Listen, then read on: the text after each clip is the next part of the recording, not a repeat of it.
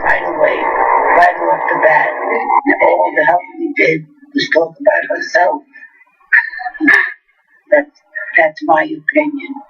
I love him and I wish he wins. I hope he wins. I'm praying for him to win. And I think God is hearing me because he's coming along good. He's coming along great. People are going for him. Go, Bernie. One more thing I forgot to say before is how about all these big shots with all the money they have and they all go to the Cayman Islands and so they don't have to pay taxes. Us poor slobs that work for nothing have to go and pay taxes. How do you like that? What else? I wanted to say something else that I forgot. Let me see. Give me a break. I'm maybe 6 years old. I forget now and then. But I think that's about everything.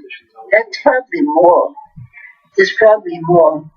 But like I said, I'm 86. I forget. But I say what comes to my mind. And again, I say, go, Bernie. God help us. God be with us. And may you win. I pray so hard for you to win. I love you, Bernie. Ciao.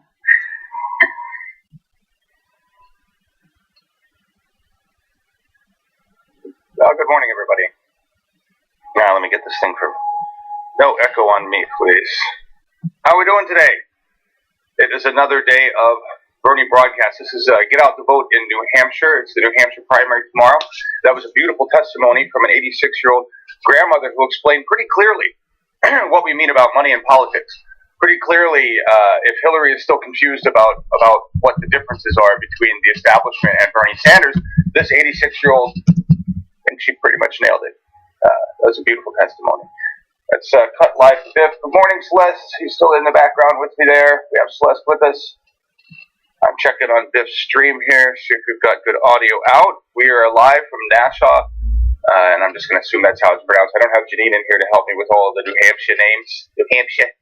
It's Nassau, New Hampshire, and he is at, we're at someplace. We're at someplace today, folks.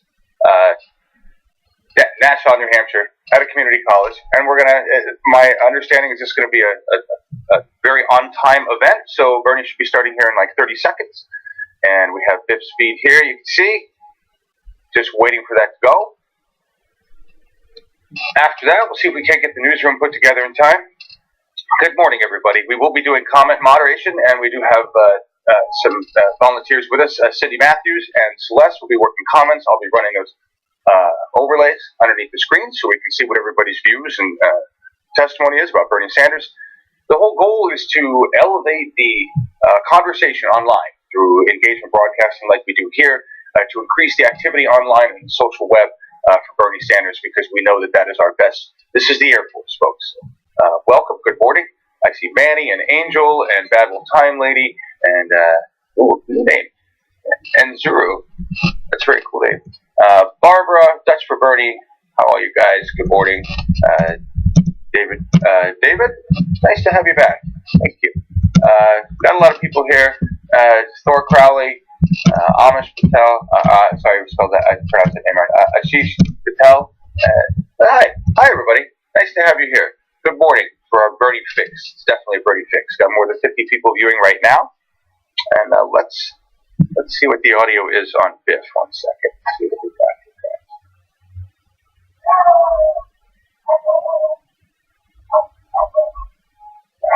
And 1 moment, I'll just leave you with this feed.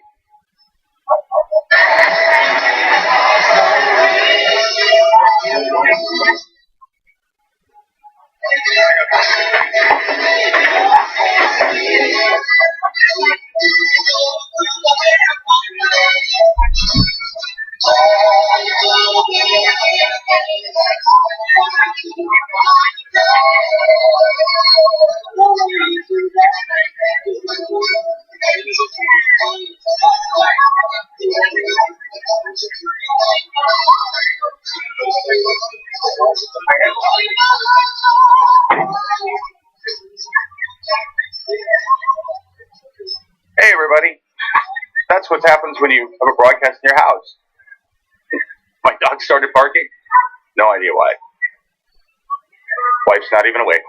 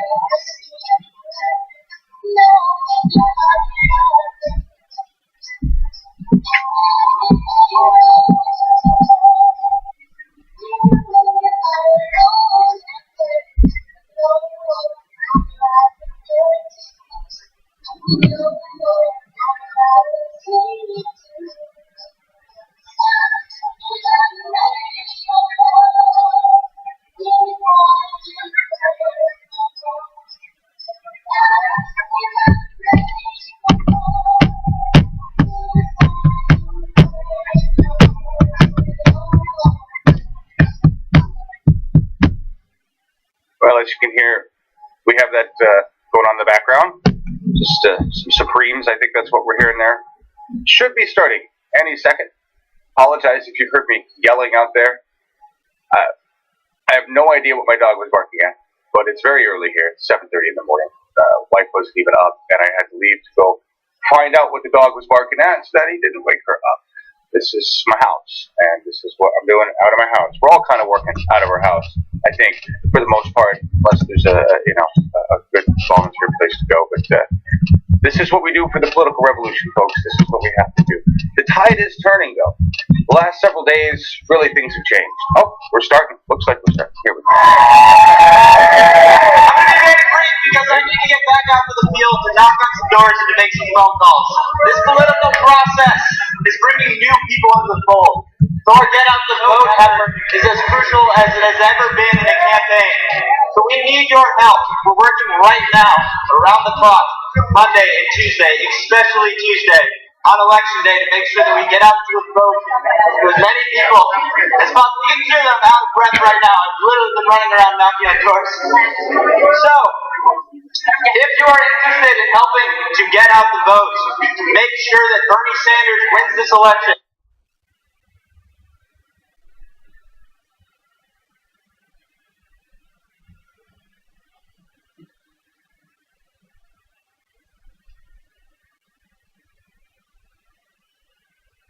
There are going to be folks posted up outside of the door when you leave today. You can sign up with to join us to knock on doors to make phone calls. All right. I wanted to be as brief as I could because I know you guys want to hear from some other speakers. So it's my pleasure to introduce the first speaker today. It's an activist who I've worked with extensively, who has inspired me to do better work. She's a former state representative and a member of the Bernie Sanders Steering Committee. So please, everybody, if you give a warm welcome to the one and only Sylvia Gale.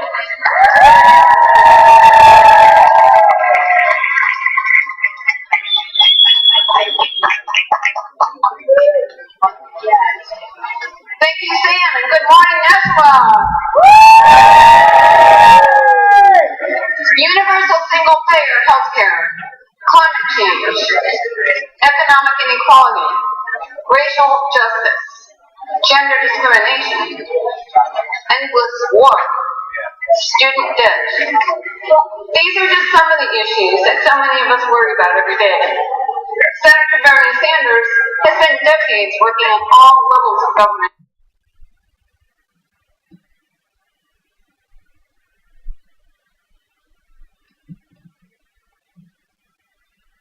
to address these concerns and fight for solutions to help all of us.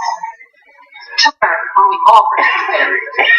Your vote is your voice, and I encourage you to use it, and while you're at it, find 5 or 10 friends to express their voices to. And now, it's my greatest honor and privilege in the world to present. He's not here yet. Oh, thank you. So, I don't dance, I don't sing. I'll come back. On hold.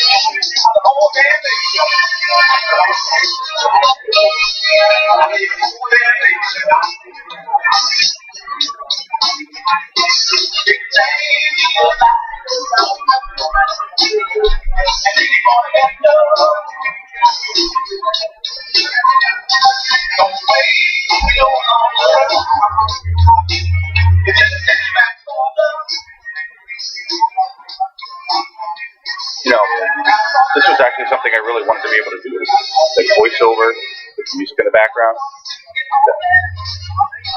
didn't really think I'd ever be doing it this way.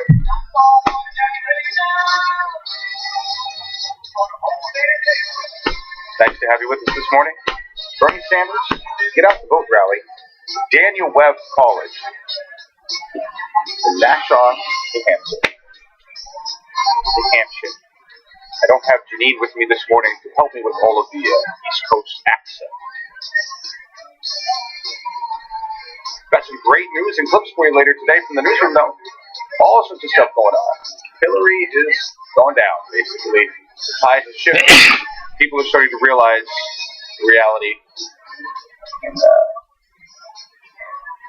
I will say that Gloria Steinem, she apologized, but she misses the point. You apologize to women, but you miss the point of what Bernie Sanders is, who he is, who you are. And that's what I found. Celeste, do you have anything you want to say about that? Do you want to say anything this morning? I know it's early. I know it's really early.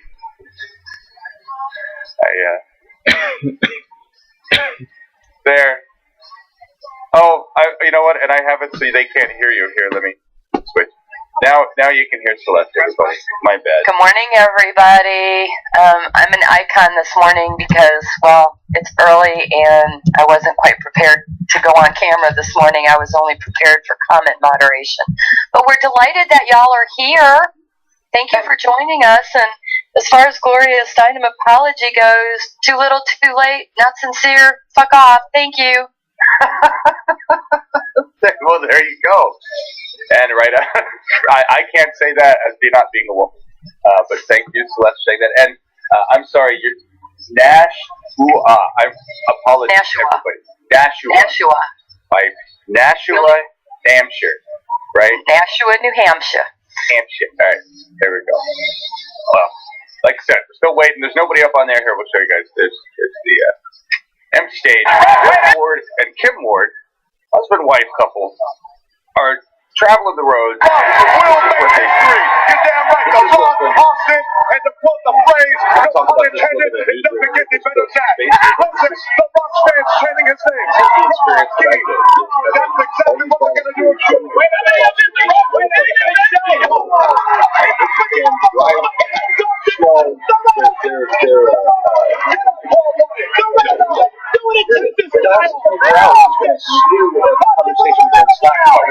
Austin can't even get a breath of air, King.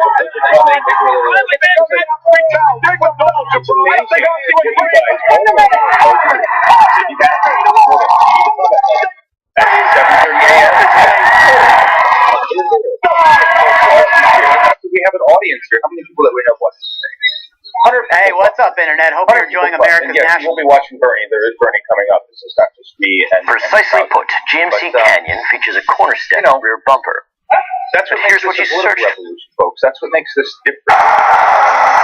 This only happens maybe once in a lifetime. Those of you who are old enough to remember FDR, you're getting it twice in a lifetime. This is amazing stuff. Later on, we're going to talk about a lot of things. Clearly May. But lots of good things happen in the news, and we will be covering them. Tomorrow, the reason we're here, though, tomorrow, get out the vote. New Hampshire. What do we got to say? Let's see. Who's all here? Carrie Odell. Hi, nice to meet you. Dr. Sale Bernie 2016. How you doing there? Steve Vermont. Barbara, we already said hi. Ethrel. Nice to meet you. Bernard. Ariana. Mary Jane. I like that. Astro Musician Man. That's very cool. Hi, everybody. Nice. Good morning. Good morning, all. We try to make this happy morning. Got comments coming out. Somebody coming up there. I see a sign. Nice.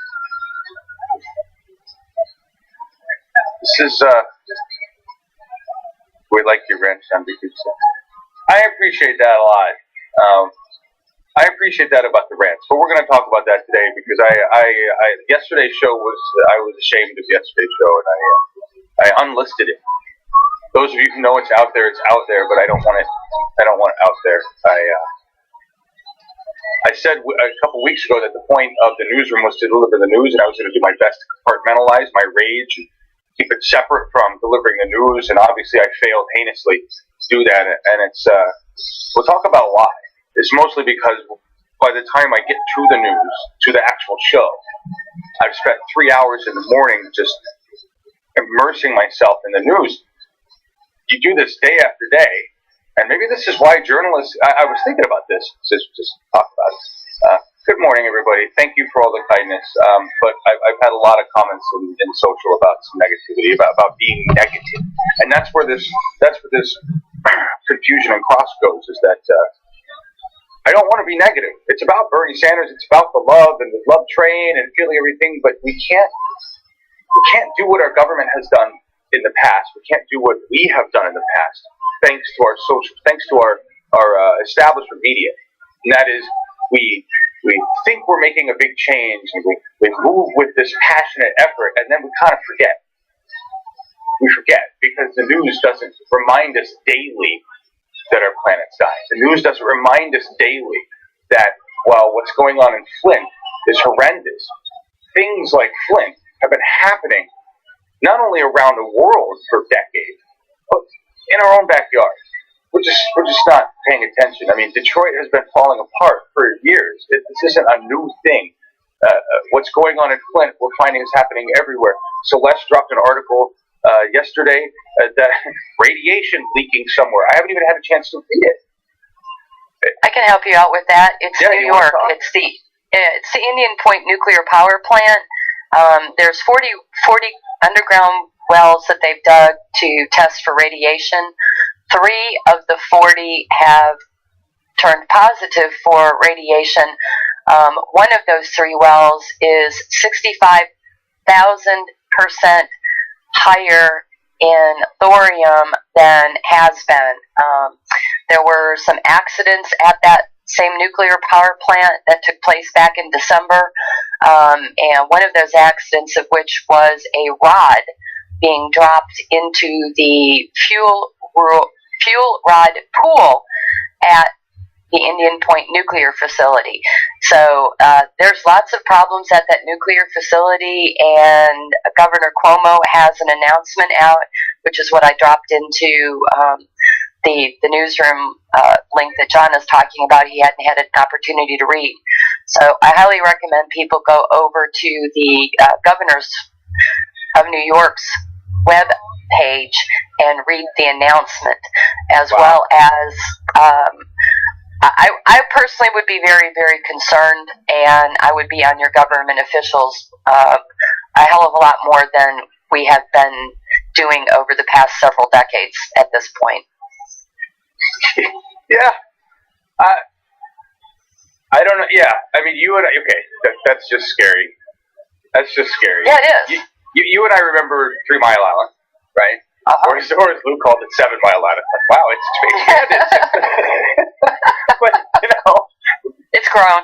Yeah. Well, you know, nuclear radiation can do that. But you remember that, I mean, shit, they made a movie about it. Back then it was massive. And we have leaks happening today, folks, that are just being blown off. Literally blown off. We're not even really being told about them, let alone the extent of the danger that it poses to us, our health, our food supply, our water supply. I mean, what we're doing is just unsustainable. We have to develop a more sustainable system of resource use, and we have got to get rid of nuclear, people. We do not need a nuclear regulatory agency whose goal is to promote nuclear. There's nothing safe about nuclear energy, and God, I feel as if I'm back in the early 70s, except I'm now the one participating in the no nukes movement. Yep.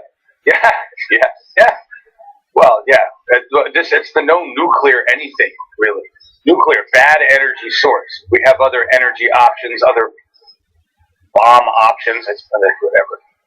And that's one of the problems. One of the reasons why the nuclear, bullshit keeps proliferating itself has to do with the fact that what they get out of nuclear reactors is nuclear weapons grade fuel.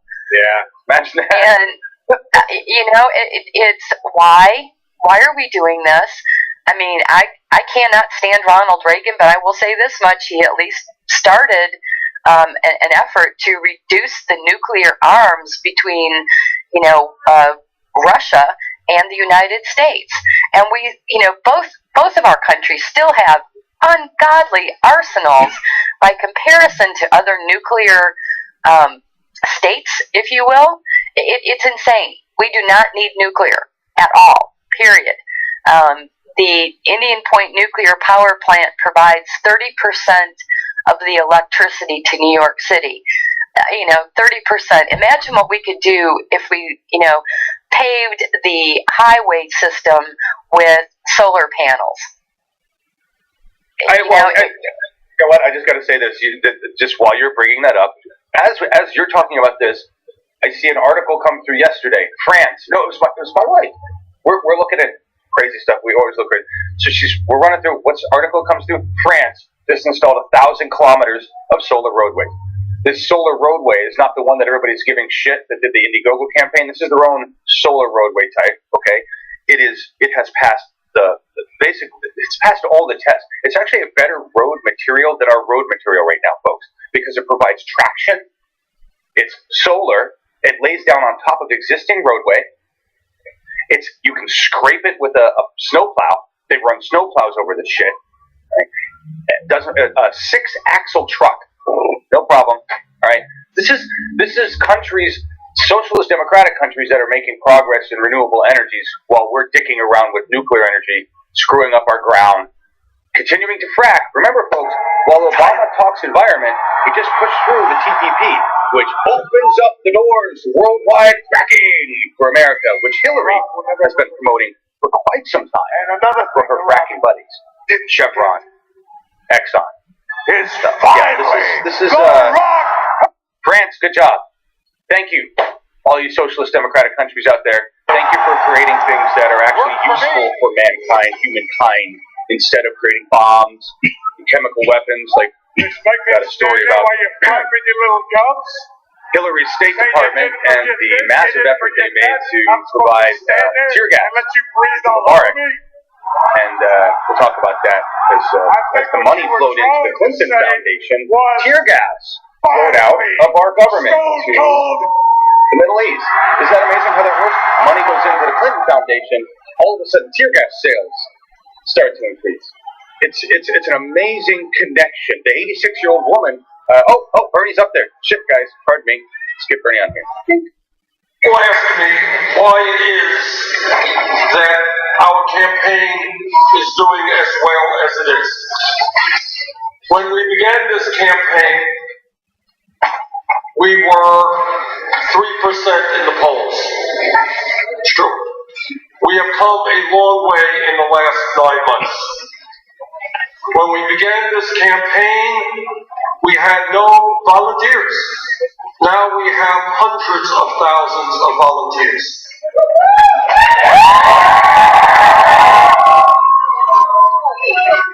When we began this campaign, the pundits were saying, well, Bernie, how are you going to compete with the most powerful political organization in the United States when you don't have a super PAC? super PACs are, right? Super PACs are organizations created through the Citizens United disastrous Supreme Court decision. And what they say to billionaires and Wall Street and the most powerful and wealthy people in this country, you can now purchase the United States government. You can spend as much money as you want on the political process. And that is precisely what is happening. But we say, you know what? We don't represent the billionaire class. We don't represent Wall Street. We don't represent corporate America. We don't want their money. We are not going to have a super PAC.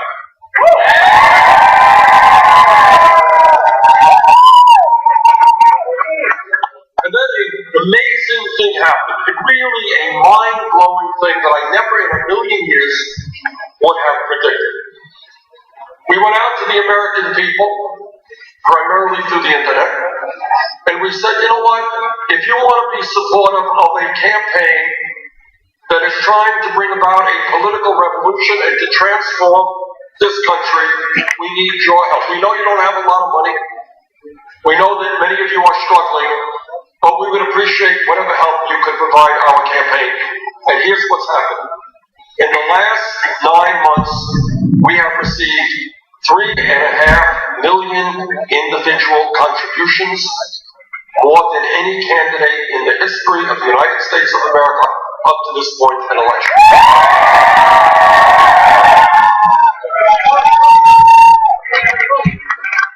Now, what a super PAC is about is the candidate sits down with a handful of very, very wealthy people, and you leave the room, with $3 million, $5 million, whatever. Somebody can write out a check as large as you want. That's fine, that's what they do. We do it a different way. Our average contribution is $27, and I am extremely proud of that.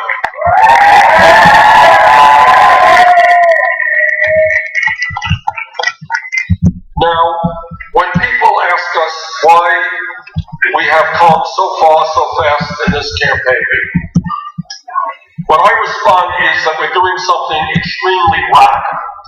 We're telling the American people the truth. We're treating the American people as if they were intelligent beings capable of dealing with the truth. And here, in essence, is what the truth is. The truth is that we have a corrupt campaign finance system which is undermining American democracy.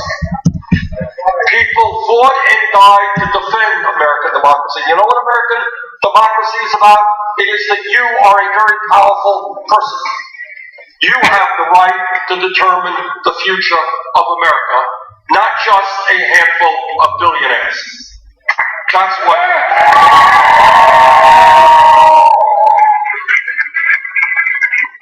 And not unrelated to a corrupt campaign finance system, because they go together, is a rigged economy. Why do billionaires spend hundreds of millions of dollars on elections? Not for the heck of it? They just want to throw their money away? Of course not. They want to control what goes on in government. And they want to control it so that it benefits them. So right now you have not only a corrupt campaign finance system, you have a rigged economy. What does that mean? It means that by and large, you are working longer hours for lower wages, while most of the new income and wealth generated is going to the top 1%. That's called a rigged economy. So you guys ready for a radical idea this morning? I don't want you collapsing on me here, so are you ready? Here we go. Together, I think it is time that we created an economy that worked for all of us and not just the 1%.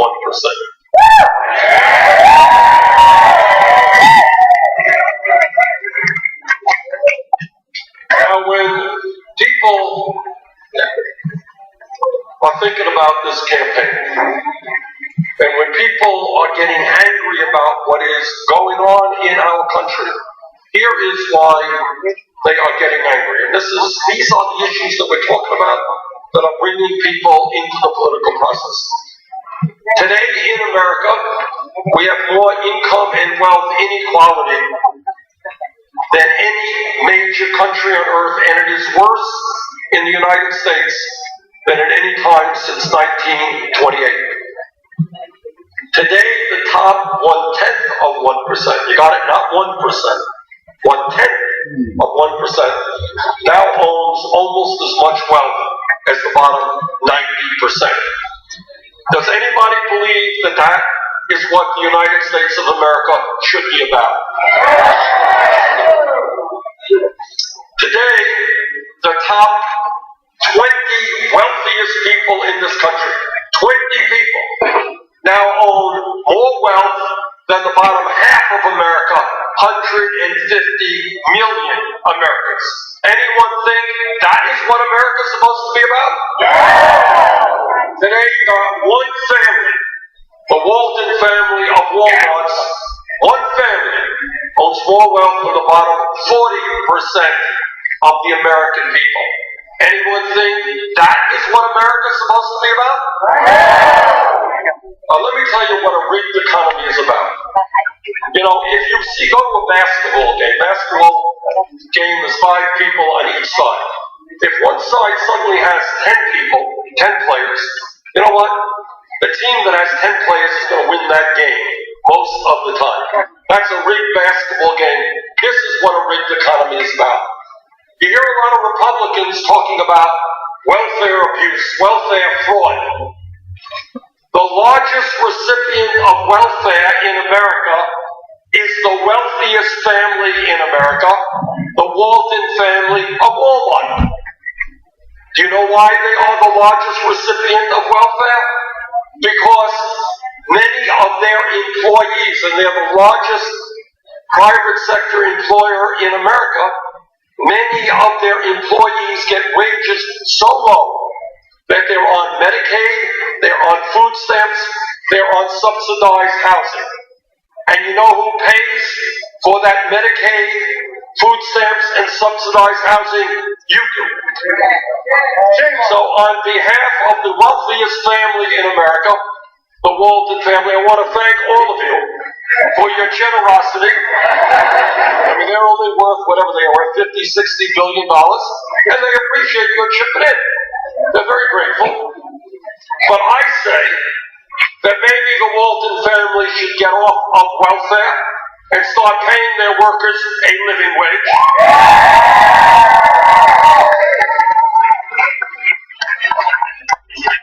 What this campaign is about is asking the American people to go beyond the status quo, to think beyond what we see in front of us right now, to not accept the current reality, to understand that we can do much, much better than we are doing right now. So it is not only massive levels of income and wealth inequality, it is also the fact that most of our people in this country today are working longer hours for lower wages, and that the younger generation, those in high school, college, soon graduated, could, if we do not change our economy, for the first time in the modern history of America, have a lower standard of living than their parents. Why should we accept that? There's been an explosion of technology. There has been an explosion of worker productivity. Why should people by the millions have to be working longer hours for lower wages? And here is the reality. It's the reality in New Hampshire. It's the reality in Vermont. It's the reality all over this country. Many of our people are not just working one job, they're working 2 jobs, sometimes 3 jobs, just to cobble together enough income and health care to take care of their families. Moms and dads go to work, they can't find quality, affordable child care. Kids are graduating college deeply in debt. Young people are having a hard time finding jobs that pay them the kind of incomes that they need. Today, despite the fact, and I want you all to understand this, in the United States, our people are working the longest hours of any people in the industrialized world. Did you know that? Japanese are very hardworking people. We work longer hours than the Japanese do. That means mom's working, dad's working, kids are working, marriages are stressed out because dad and mom are both working. Kids don't get the attention that they need. And at the end of all of that, what a rigged economy is about is that 58% of all new income generated goes to the top 1%. That is not the economy that we need. Together, we are going to change that.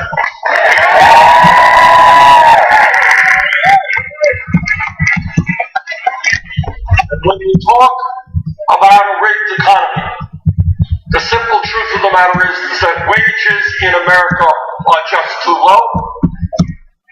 And that is why we have got to understand that the federal minimum wage of $7.25 an hour is nothing less than a starvation wage. Together we're going to raise that minimum wage to a living wage, $15 an hour.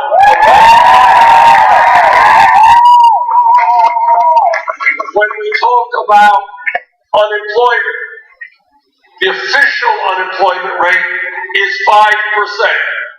Anybody here think that real unemployment in the United States is 5%?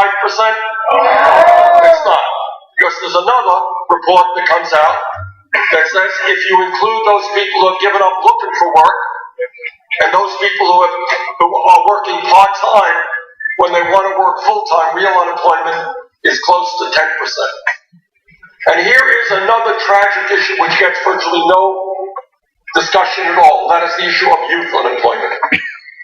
Today, real youth unemployment for kids 17 to 20 who graduate high school, if the kids are white, 33%.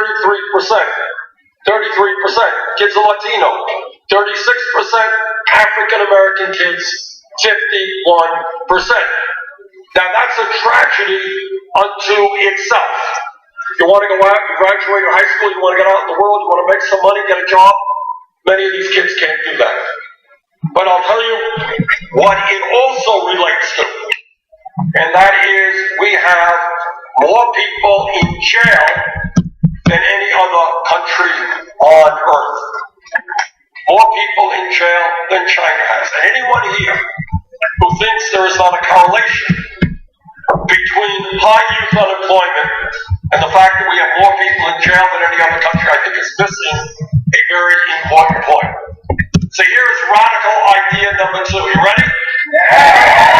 What about investing in jobs and education for the kids rather than jails and incarceration?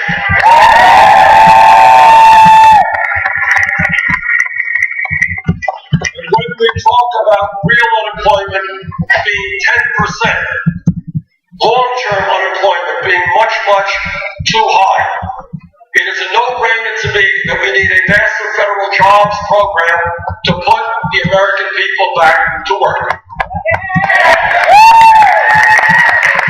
me give you 3 examples. There are a lot more, but just 3 examples as to how we can create millions of decent paying jobs. Number 1, we should be hiring teachers, not firing teachers.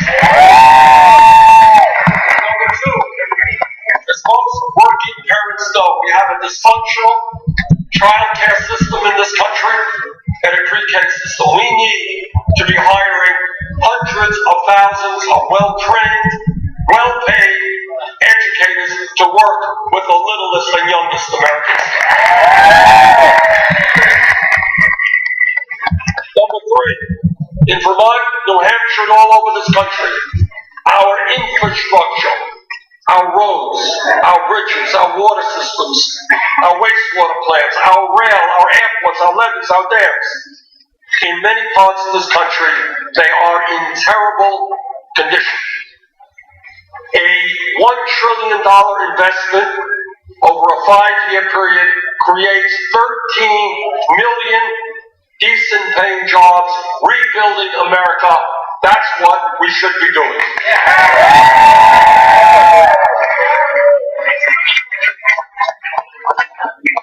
Let me talk about an issue that a lot of people do not want to talk about. It's kind of the elephant in the room. It is huge, but folks don't really want to talk about it. And it has to do with the greed, the recklessness, and the illegal behavior on Wall Street. Now, everybody in this room knows that Wall Street's greed and illegal behavior drove this country into the worst economic downturn since the Great Depression. And millions of Americans, through no fault of their own, lost their homes, they lost their life savings, they lost their jobs, and a lot of those people have never recovered. Some people are working now with jobs paid 50% of what they used to have. We bailed out Wall Street because the big banks were too big to fail, meaning that if they went down, they would take much of the economy with them. But today it turns out that 3 out of the 4 largest banks are bigger today than they were when we bailed them out because they were too big to fail. It is my view that when you have a handful of financial institutions with incredible wealth and incredible power, when the 6 largest financial institutions have assets equivalent to 58% of the GDP in America, when they issue 2/3 of the credit cards in this country and 1/3 of the mortgages, when they have so much power, what would a Teddy Roosevelt have said? That's what he would have said. Good Republican Teddy Roosevelt would have been appalled by this type of concentration of wealth and ownership. I think Teddy Roosevelt would have been right. We have got to break them up.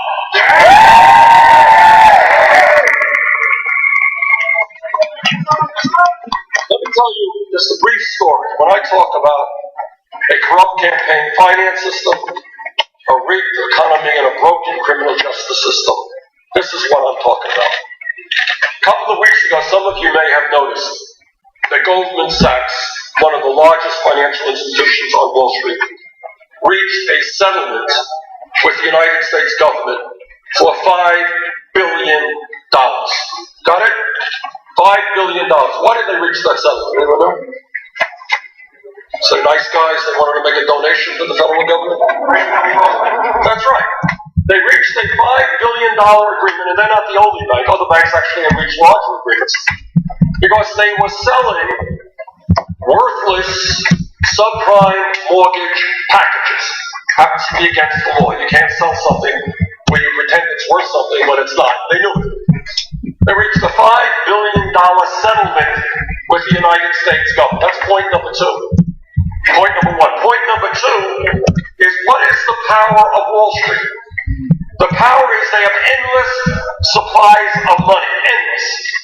The power of Wall Street and Goldman Sachs is that many of their executives go into Wall Street through a revolving door process. In fact, in the last 25 years, 2 executives from Goldman Sachs became secretaries of the Treasury. That's political power. Point number 3.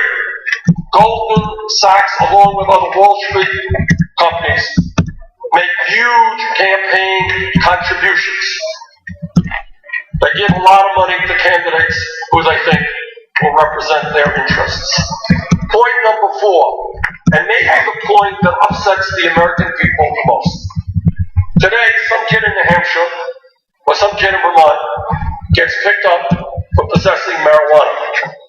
That kid will have a police record. No executive on Wall Street gets a police record for destroying the United States economy. That's wrong.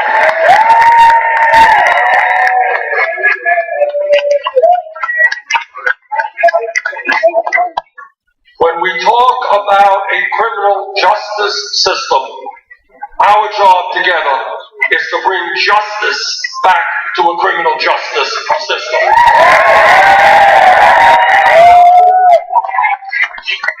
And when we talk about issues facing this country, there is no more important issue than ending a corrupt campaign finance system. And I'll tell you why.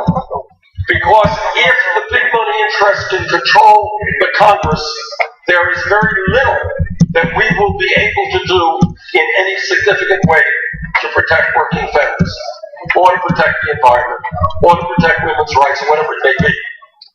And that is why I promise you, here's a promise, that no nominee of mine to the United States Supreme Court will get that position unless he or she is loud and clear in stating they will vote to overturn Citizens United.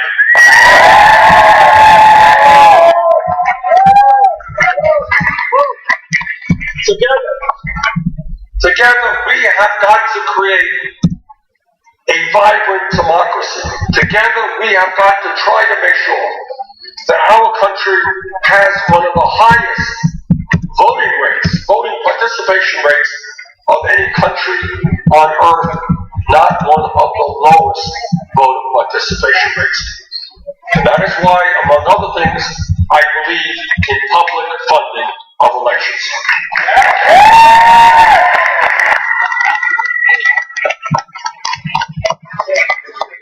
Now here's kind of a no-brainer.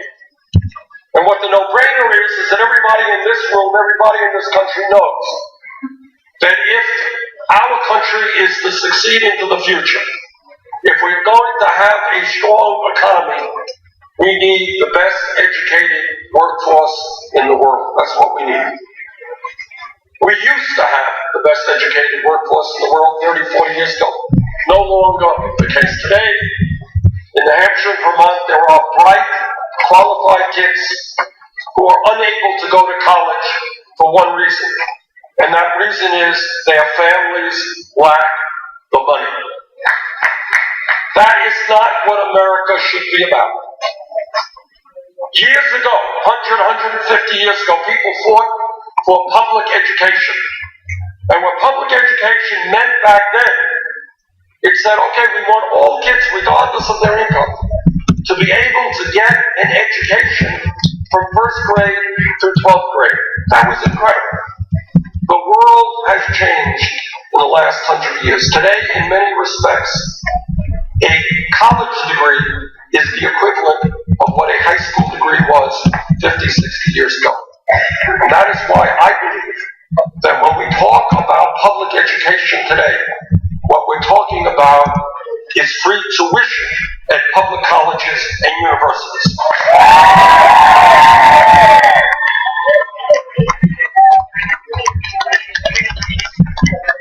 But when we talk about higher education, it's not just the need for free tuition at public colleges and universities. It is the absolute outrage, insanity, that millions of people in this country today are carrying very, very oppressive levels of student debt. Anybody here with student debt? What are some of the numbers you got? How much are you guys in debt? 40,000? 55?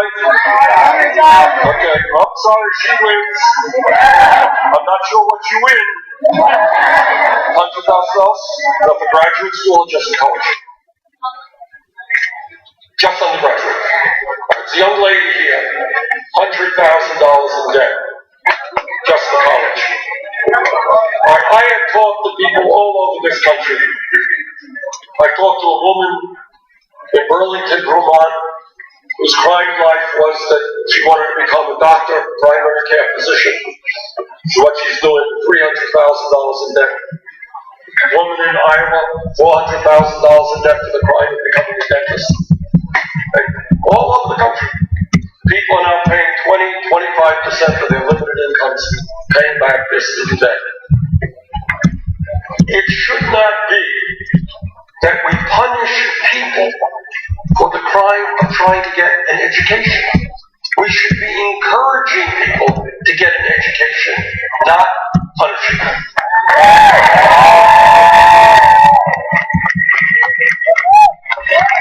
That is why I believe that we've got to give people who now have student debt the ability to refinance their loans to get the lowest interest rates that they can.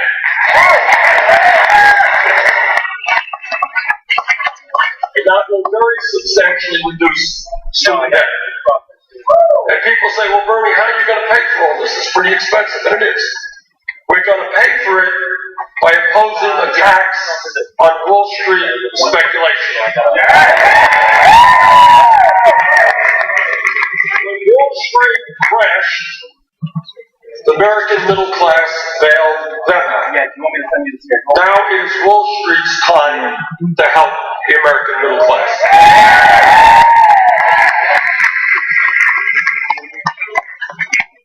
You know, when we talk about our responsibilities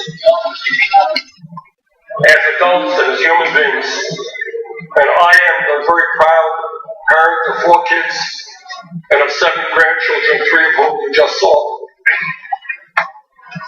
it is, to me, incumbent upon us to make certain that the planet that we leave our kids and grandchildren is a planet that is healthy and is habitable. We have the moral responsibility to stand up to the fossil fuel industry, to transform our energy system away from fossil fuel to energy efficiency and sustainable energy.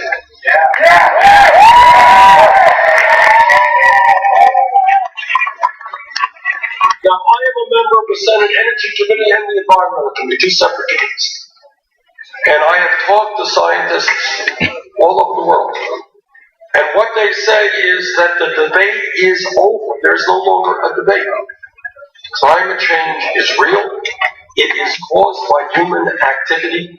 It is already causing devastating problems in our country and around the world. And this is what they also say.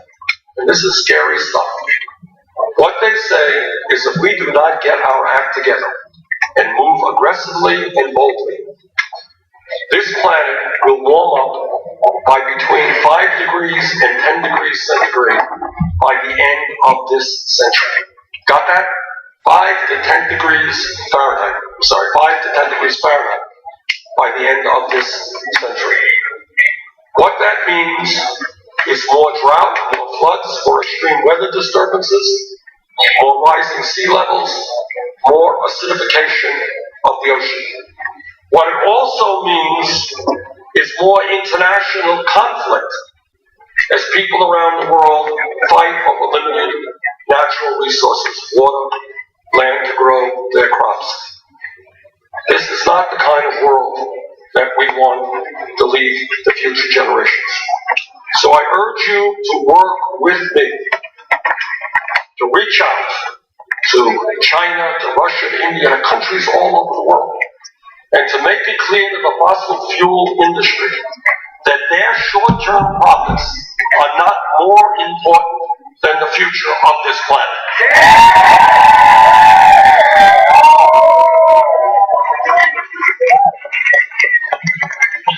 Let me connect some dots here and tell you what a corrupt campaign finance system is. There is not one Republican candidate for president who would come to this podium and tell you what virtually the entire scientific community is saying, that climate change is real, is an enormous threat to our planet. Why is that? Why will not one Republican candidate for president even acknowledge the reality of climate change, let alone work to transform our energy system? That's right. And this gets back to what a corrupt campaign finance system is about. The day that Republican candidate stands up and says, you know what, we've got to do something about climate change, on that day, that candidate loses his campaign contributions from the Koch brothers, from the fossil fuel industry, from the coal industry, And that is why they are refusing to acknowledge scientific reality. And I say to my Republican colleagues, the Republican candidates, stop worrying about your campaign contributions. Start worrying about the world that we're going to leave to our kids and our grandchildren.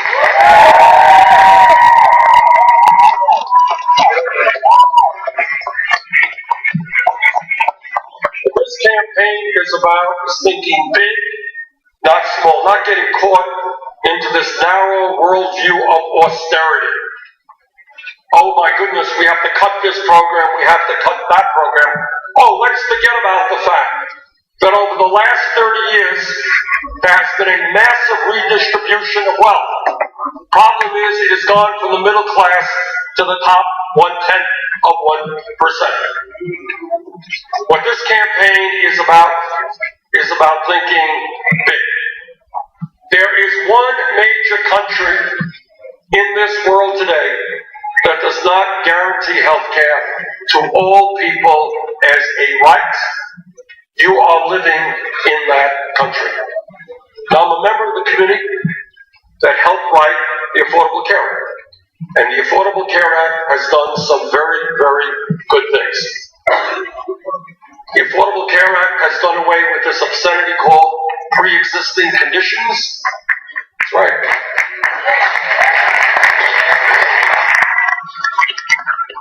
Where the insurance companies would say, oh, you had breast cancer 5 years ago, we'll cover you for anything you have except the possibility of recurrence of breast cancer. Totally insane. It's like getting fire insurance and not being covered if you have a fire. All right? We have added over 17 million people to the ranks of the insured. We have done away with discrimination against women. We're paying higher prices for premiums because they were women. But at the end of all of that, 29 million Americans today have no health insurance still, and many of you have high deductibles and co-payments. Anybody here with a high deductible co-payment? Yeah! Welcome to the crowd. Okay? Meanwhile, 29 million uninsured, millions more high deductibles and high co-payments. We pay the highest prices in the world for prescription drugs. Today, 1 out of 5 Americans cannot afford to fill the prescriptions their doctors are writing. Elderly people are cutting their pills in half because they don't have enough money to buy the medicine they need. I have been criticized for saying this, so let me say it again. Just so there is no misunderstanding. I believe that health care is a right of all people, not a privilege.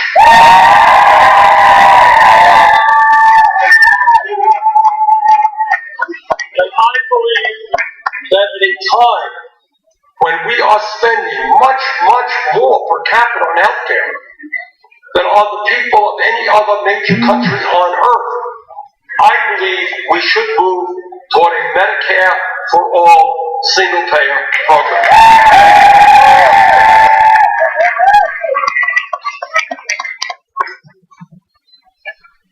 Today, in this country, with the many, many serious problems that we face, it is important for us to reflect about how real change takes place. Historically, how it has always taken place.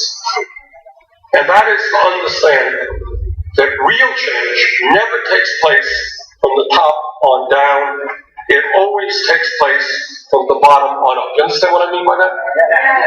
It's not some president or a Supreme Court making a decision. It's when millions of people, through struggle, through reflection, understand that the status quo is no longer acceptable. The civil rights movement came about because millions of people, African Americans and their white allies, said, you know what? In America, we're not going to continue to tolerate racism and segregation. We're not going to live in a country where African Americans cannot vote. and you had changes in law, which took us a long way forward to being a more democratic society. Same idea about women's rights. Women's rights came about because millions of women and their male allies stood together and said, no, sorry, women will not be third-class citizens in America. Women will be able to have the jobs they want. Women will be able to control their own bodies.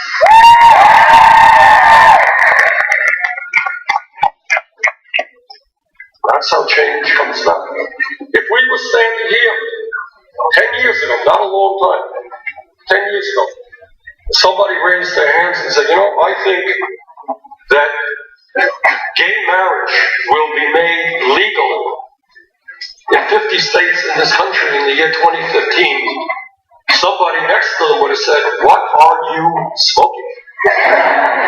Which raises a whole other issue, where we're seeing some change as well.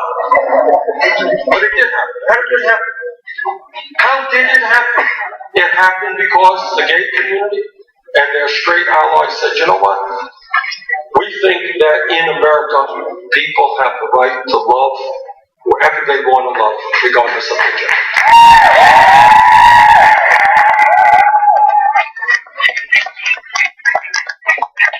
So as a nation, we have made some real progress in creating a less discriminatory society. Obviously, in all respects, we still have a long way to go, but we should be proud of the progress that we have made. But there is one area where not only have we not made progress, we have seen a real setback, and that is the economic struggle. And in this struggle, my friends, we are up against some very, very powerful forces. People who want it all. People who are saying, well, the top 1/10 of 1% now owns almost as much wealth as the bottom 90%. That's not good enough. We want more. Taking on people like the Koch brothers. You know who the Koch brothers are? Anybody here know the Koch brothers are? They're the second wealthiest family in America. Worth tens and tens of billions of dollars. They are prepared in all, spending some $900 million in this campaign cycle in order to elect candidates who will cut Social Security, cut Medicare, cut Medicaid, and cut education, and give huge tax breaks to millionaires and billionaires. So that is where we are as a nation. We're in a nation in which big money is buying elections. We're in a nation in which the rich get richer, almost everybody else gets poorer. We're in a nation where hundreds of thousands of kids cannot afford to go to college, and millions of others are struggling with student debt. That's where we are. I think we can do better than that.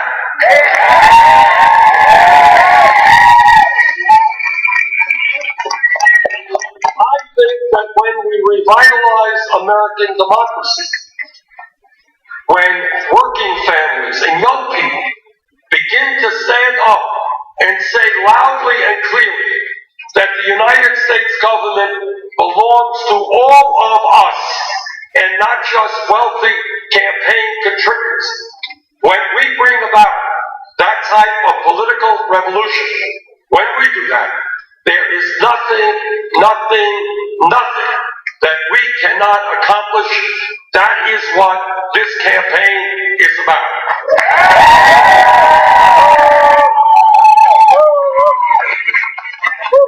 Now tomorrow, the eyes of the country, and a lot of the world, by the way, will be right here in New Hampshire. And what people will be asking is not just who wins, but whether the people of New Hampshire are prepared to lead this country in a political revolution, whether the people of New Hampshire are prepared to stand up to the billionaire class. That's what tomorrow's election is about. And I'm here here today to ask your support to join with us in making that political revolution.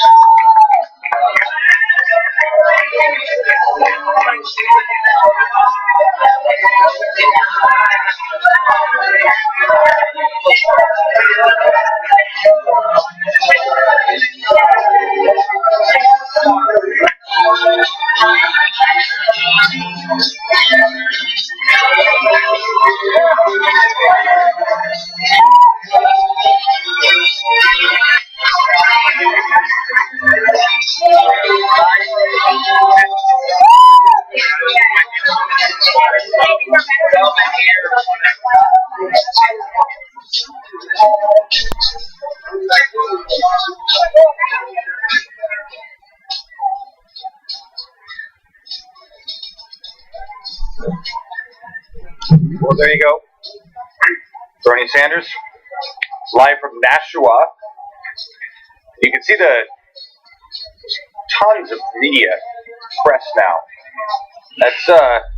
That's common. That's what happens these days. Bernie Sanders now actually has media attention around the world, and this is why the tides have turned. So we had to reach that 24%, folks. There's 24% of the American public that get their majority of their information or prefer their news from cable TV, from mainstream media, and that is the 24% we're trying to reach. And as soon as they hear Bernie Sanders, I think they get it. I think that's all it takes. So we will. Well, I think we'll have something later. What time is it now? 8:30. I got a little bit of time to put together the newsroom. Not really. So we'll quickly put that together, and I'll see you at 9 or a little bit after at the newsroom. Join me there. Thank you so much for joining us, Bernie Sanders, Nashua. We'll go out with a song here. I had something loaded up. Let's see, give me a second, folks. Really appreciate you being here. We'll put this card up here. There. Look at that. What did we go out with?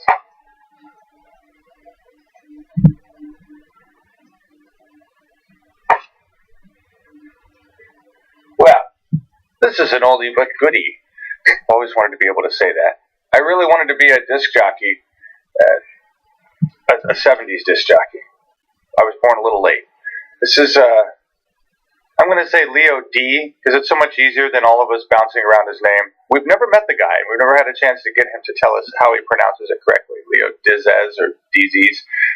So I'm going with Leo D. The Bernie Sanders song. This is actually one of the very first songs that we played in the opening of our broadcast. So it's kind of cool. That was inspiring for to hear Bernie this morning, to see all those people there.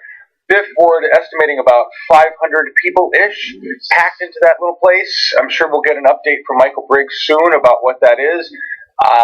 There's more events all day today, folks, and I will be doing a streamathon tomorrow for the primary to cheer on New Hampshire, to get everybody out of chairs, out of couches, down to whatever they need to do there. We'll be running a video that tells everybody what they need to do there. Very important. We know Bernie has the lead, but it doesn't matter. As we saw in Iowa, Hillary still has some people. She's got a well-organized campaign in that regard because she's got money. So we're not done. We need to fight. We will not stop, folks. Thank you for joining us. More than 250 of you, 260 of you. Let me answer some of your questions. Since you're all still here, I don't know why I'm in such a hurry to get out of here. Love you too, guys. Thank you so much for being here. Made the morning great. I didn't expect all these people to show up, really. I will be broadcasting the concert if we have a stream for the concert, and we may have a stream for the concert. I want to give a shout out to LiveView. LiveView did a tweet, and I caught it, and I'm sorry, guys, I haven't been very promotional of your equipment, but we are using LiveView equipment, and it's one of the primary ways that we get our streams, how we communicate.